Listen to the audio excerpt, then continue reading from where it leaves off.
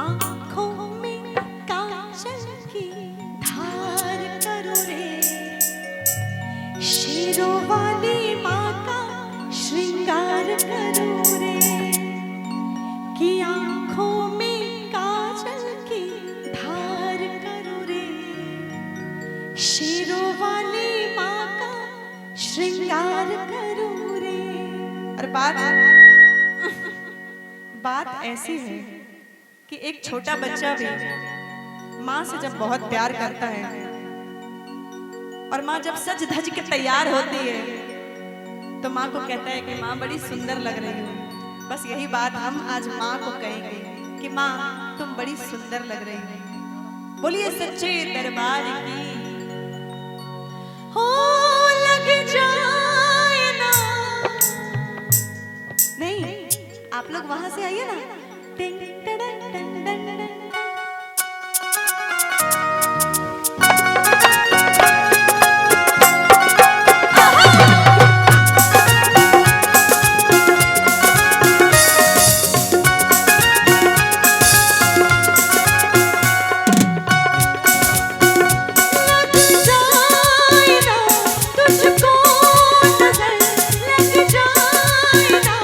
तुझको नजर यही